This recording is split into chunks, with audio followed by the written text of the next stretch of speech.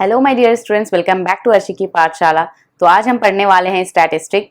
Hopefully आपने last class में हमने जो भी पढ़ा था उससे रिलेटेड सारे असाइनमेंट अपने बुक से ख़त्म कर लिए हैं। अगर नहीं किए हैं तो आप उसको ख़त्म कर लें, ठीक है, ताकि आपका जो मिस है ना हो, आप पीछे ना रह जाएं। तो चलिए स्टार्ट करते हैं। तो स्टैटिस्टिक में हमारा बहुत सारा पार्ट है, मीन, मीडियन, मोड। तो आज हम उससे मीन पढ़ेंगे। बट मीन स्टार्ट करने से पहले हम ये समझेंगे कि स्टैटिस्टिक में मीन, मीडियन, मोड है क्या, ये हमें क्यों लगता है, कहाँ पे लगता है और इसका रियल एप्लीकेशन कैसे है, ठीक है। तो उसको समझने के लिए मैंने यहाँ पे आपको दो प्रॉफिट टेबल बनाया है। एक है आपका प्रॉफिट फॉर लास्ट वीक और एक है आपका प्रॉफिट फॉर करंट वीक, ठीक है। तो अगर मैं आपको बोलूं कि मान लो कि कल मेरा 10 रुपए प्रॉफिट हुआ था और आज मेरा 12 रुपए प्रॉफिट हुआ, तो आप बताओ कि मेरा किस दिन ज्यादा प्रॉफिट हुआ। तो आप क्या बोलोगे? ऑब्वियसली मेरा आज प्रॉफिट ज्यादा हुआ। क्यों? क्योंकि आप 10 और 12 को कंपेयर कर पा रहे हो। कल का मेरा 10 रुपए था और आज का मेरा 12 रुपए है। तो यहाँ पे दो नंबर है जिसमें कंपैरिजन बहुत इजी है। बट अगर मैं आपको बोलूं कि ये दोनों डेटा मैंने दे दिया, लास्ट वीक का पूरा डेटा दे दिया और करंट वीक का पूरा दे दिया, तो आपको अब इनको कंपेयर करना डिफिकल्ट है। क्यों? क्योंकि अभी यहाँ पे कोई एक नंबर नहीं है, यहाँ पे डेटा सेट है, आपके बहुत सारे डेटा हैं। तो इस डेटा को आपको इस डेटा के साथ कंपेयर करना है। तो उस टाइम पे आप कैसे बताओगे कि कौन से वीक का प्रॉफिट जो है वो ज्यादा है। उसी तरह अगर मैं बोलूं कि मान लो कि क्लास ए में 10 स्टूडेंट है और क्लास बी में भी 10 स्टूडेंट है और इन 10 स्टूडेंट में से इतने लोगों के इतने इतने इतने मार्क्स आए और इतने लोगों के इतने इतने इतने मार्क्स आए, तो अब बताओ कि कौन से क्लास ने अच्छा परफॉर्मेंस किया। तो भी आपके लिए क्या हो जाएगा, आपको वो अच्छा परफॉर्मेंस करने के लिए बताना के लिए आप कोई एक को चुन के नहीं बोल सकते कि अच्छा क्लास ए से टॉपर ने इतना मार्क्स उठाया, क्लास बी से टॉपर ने इतना मार्क्स उठाया, तो क्लास ए का टॉपर का ज्यादा मार्क्स था तो क्लास ए ने अच्छा किया। नहीं, बाकी लोगों ने भी अच्छा परफॉर्म किया होगा क्लास ए में और बी में शायद बाकी ने अच्छा परफॉर्म नहीं किया होगा। तो आपके लिए इन दोनों में कंपेयर करना मुश्किल है। बट अगर आप याद करो तो जब आप लोग क्लास 7 या 8 में, हमारा एक चैप्टर था एवरेज। तो एवरेज जो है वो वन ऑफ द वे है कंपैरिजन करने का बहुत सारे नंबर में, राइट। तो आप क्या करते थे, क्लास ए के एवरेज स्टूडेंट्स का मार्क्स निकाल लोगे, एवरेज मार्क्स निकाल लोगे क्लास ए का, और क्लास बी का एवरेज मार्क्स निकाल लोगे, और फिर जिसका एवरेज मार्क्स ज्यादा है आप बोल दोगे कि हाँ वो क्लास का एवरेज मार्क्स ज्यादा है, तो यानी उस क्लास के ज्यादातर बच्चों ने अच्छा मार्क्स उठाया, राइट। अगर आपको याद है तो ये एक तरीका हो गया आपका, क्या हो गया, कंपेयर करने का। बट यहाँ पे जो आपने एक एवरेज मार्क्स निकाला था, ठीक है, एक एवरेज मार्क्स निकाला, वो ही एवरेज मार्क्स जो है वो क्या है, it is a single value, right. ये एक सिंगल वैल्यू है। ये एक वैल्यू से आप क्या कर रहे हो, पूरे क्लास का डिफाइन कर रहे हो कि कौन से क्लास ने अच्छा परफॉर्म किया। तो this is called a special number. यही एक स्पेशल नंबर है, a number which represent the whole number या whole data set, I will say, ठीक है। तो आपका एक नंबर, इस इंटायर डेटा सेट से हम लोग को एक नंबर जो आपका उस डेटा सेट को रिप्रेजेंट करता है, उसे ही हम क्या बोलते हैं, स्पेशल नंबर, ठीक है। अब वो नंबर जो है वो इस डेटा सेट में हो भी सकता है और वो इस डेटा सेट में नहीं भी हो सकता है। जैसे जब आप एवरेज निकालते थे तो जरूरी नहीं है कि एवरेज आपका उस में जितने मार्क्स है वही है, एवरेज आपका एक ऐसा मार्क्स भी आ सकता है जो उस डेटा सेट में नहीं है। तो वो हो गया आपका स्पेशल नंबर, ठीक है। And it usually occupies nearly a central position. तो ये जो स्पेशल नंबर है ये ऑक्युपाई करता है सेंट्रल पोजीशन, और इसीलिए इस नंबर को हम लोग क्या बोलते हैं, measure of central tendency of the data. तो यही जो नंबर है, जो स्पेशल नंबर है, this is called measure of central tendency of the data. तो उस डेटा का सेंट्रल टेंडेंसी मेजर करने के लिए हमें वो नंबर हेल्प करता है, ठीक है। तो वो नंबर निकालने का एक तरीका जो हमने पढ़ा है, पढ़ते हुए आ रहे हैं, that is average. But different different data set और different different type of data set के लिए आपको एवरेज हेल्प नहीं करेगा। तो उसके लिए आपका डिफरेंट डिफरेंट मेजर है, डिफरेंट डिफरेंट नंबर है जो आपको हेल्प करेगा रिप्रेजेंट योर डेटा, ठीक है। तो उसमें से एक जो आता है वो आपका हो जाता है मीन, ठीक है। तो मेजर ऑफ सेंट्रल टेंडेंसी में एक आपका क्या आ जाता है, मीन, और दूसरा आपका होता है मीडियन, और थर्ड आपका होता है मोड। तो ये तीन तरीका है, या तीन, मीन, मीडियन, मोड जो है वो आपका मेजर ऑफ सेंट्रल टेंडेंसी है, ठीक है। तो हम एक एक करके पढ़ेंगे कि कैसे मीन से हम लोग निकालते हैं वो वैल्यू, मीडियन से कैसे निकालते हैं, मोड से कैसे निकालते हैं, ठीक है। तो आज के क्लास में हम सिर्फ मीन पढ़ेंगे। तो चलिए स्टार्ट करते हैं। तो सबसे पहला जो तरीका है हमारा मीन निकालने का, दैट इज अरिथमेटिक मीन, ठीक है। तो अरिथमेटिक मीन हम लोग कैसे निकालते हैं, आपको मान लो कि 5 वैल्यूज दिए हुए हैं, ठीक है। यहाँ पे मैं लिख लेती हूँ 2, 4, 5, 8, 10, ये 5 वैल्यू है, ठीक है। तो इसका अरिथमेटिक मीन निकालना है मुझे। ये वैल्यूज जो है हम लोग इसको अच्छे से समझने के लिए मान लेते हैं कि this is nothing but marks, ठीक है। ये हमारा एक क्लास ए में मार्क्स इन मैथ्स, ठीक है। तो स्टूडेंट का क्लास ए में इस हिसाब से मैथ्स में मार्क्स आया है 2, 4, 5, 8, 10। तो हमको इसका अरिथमेटिक मीन निकालना है। तो अरिथमेटिक मीन जो है नथिंग बट आपका एवरेज, जैसे हम एवरेज जो होता है वही है, एवरेज जैसे हम लोग निकालते थे वैसे ही। तो एवरेज कैसे निकालते थे हम, इन सब का सम करते थे डिवाइडेड बाय जितने नंबर्स ऑफ स्टूडेंट है, राइट, जितने नंबर्स ऑफ मार्क्स है। तो ये वेरिएबल एक्स है, इसको बोल सकते हैं, marks in maths is a variable x. तो अरिथमेटिक मीन का फॉर्मूला क्या हो जाएगा हमारा, x1 plus x2 plus x3 plus x4 plus x5 divided by 5, right. कितने नंबर है यहाँ पे हमारा 5 है, तो यहाँ पे कितना हो गया हमारा 5।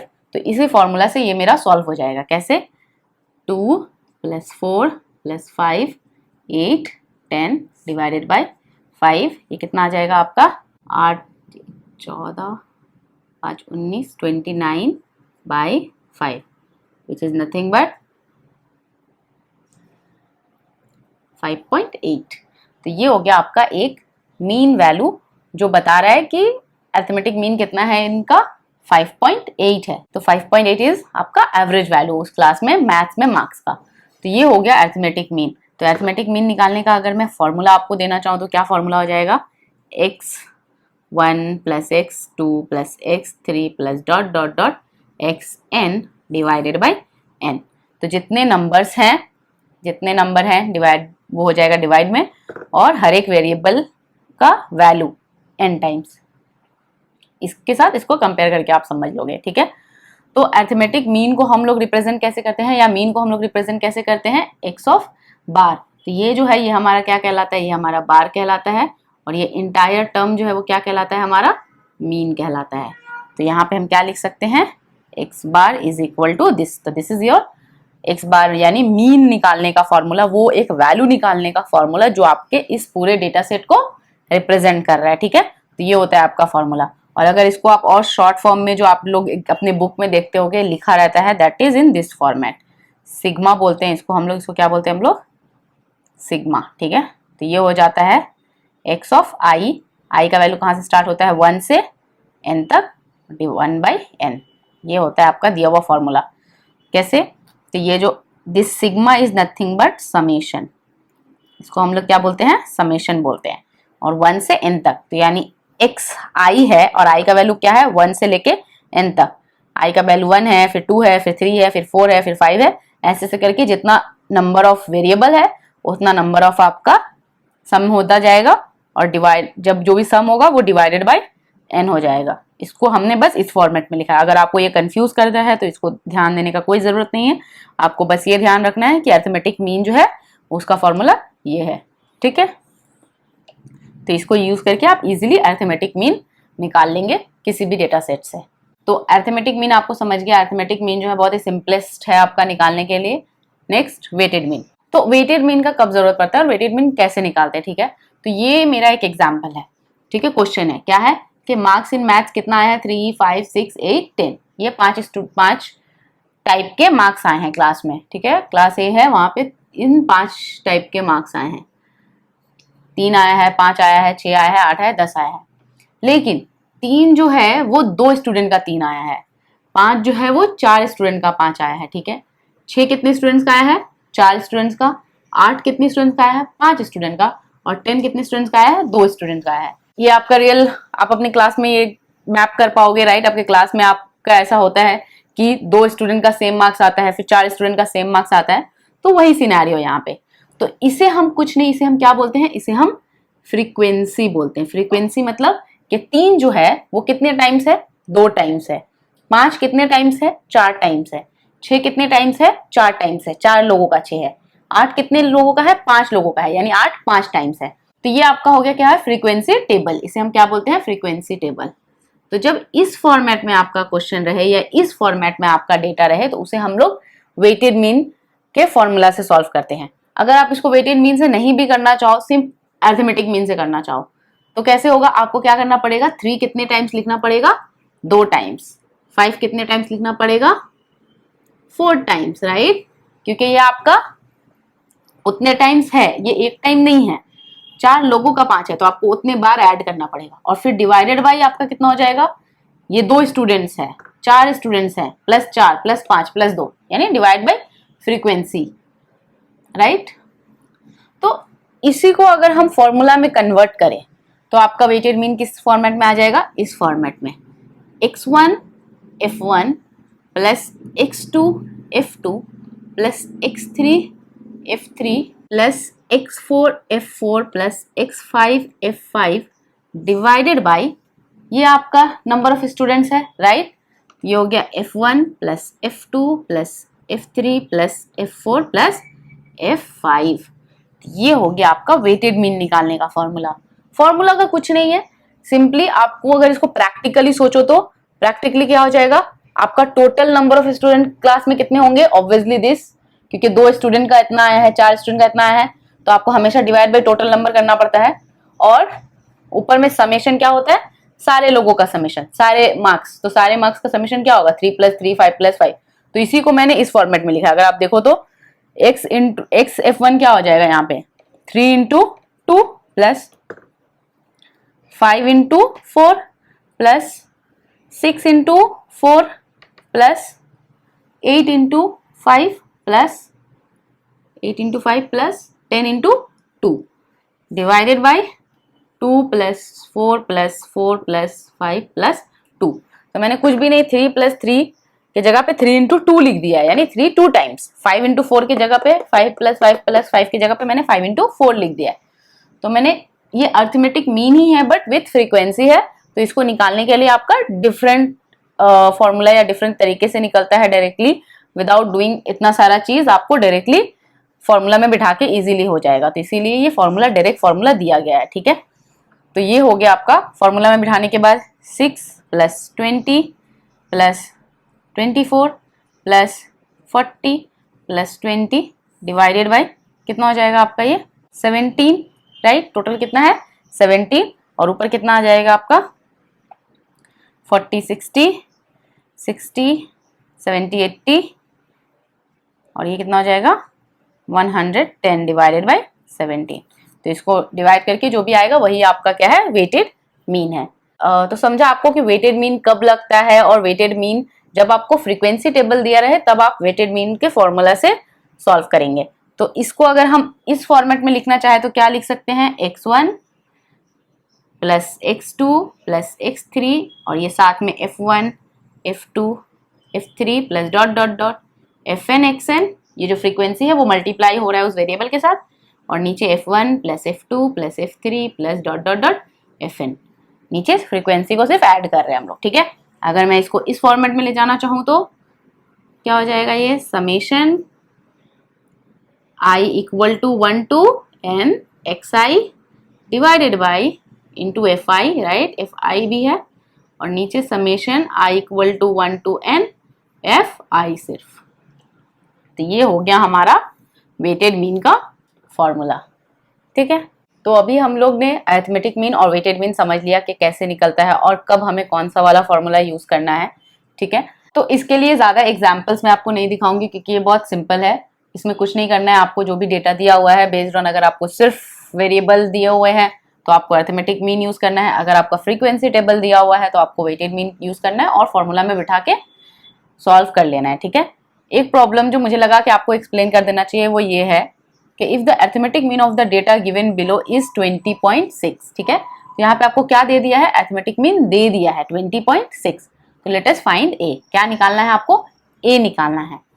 ए कहाँ है? यहाँ है ए, और ये आपका क्या दिया है? डेटा। क्या ये कौन सा टेबल दिया हुआ है आपका? Frequency table. तो आपको कौन सा वाला फॉर्मूला लगेगा? ऑब्वियसली ये वाला जहाँ पे आपको फ्रीक्वेंसी दिया हुआ है, और इसको यूज करके यहाँ पे आपको मीन दिया हुआ है 20.6। तो ये कंफ्यूज नहीं होना है कि अरिथमेटिक मीन दिया हुआ है 20.6 और हमें नीचे क्या दे दिया है? Frequency table. तो अभी हम कौन सा यूज करके कैसे निकालें, ठीक है? तो आपको ये चीज बहुत ध्यान रखना है क्योंकि यहाँ पे आपको फ्रीक्वेंसी टेबल दिया हुआ है और arithmetic mean is nothing but mean only. तो ये भी आपका मीन है, ये भी आपका मीन है। अरिथमेटिक मीन जो सिंपलेस्ट वाला जो फॉर्मूला है वो कब लगता है आपका, जब आपका फ्रीक्वेंसी टेबल नहीं दिया है, बट अगर आपका फ्रीक्वेंसी टेबल दिया हुआ है तो अरिथमेटिक मीन निकालने के लिए आपको वेटेड मीन का फॉर्मूला ही यूज करना है, ठीक है। तो इसका फॉर्मूला क्या हो जाएगा, 10 into 3 plus 15 into 10 plus a into 25 plus 25 into 7 plus 35 into 5 divided by 3 plus 10 plus 25 plus 7 plus 5 is equal to 20.6। ये मेरा दिया हुआ है, राइट। तो ये मैंने जो भी दिया हुआ था प्रॉब्लम वो मैंने यहाँ पे लिख लिया, और ये मेरा वेटेड मीन का फॉर्मूला।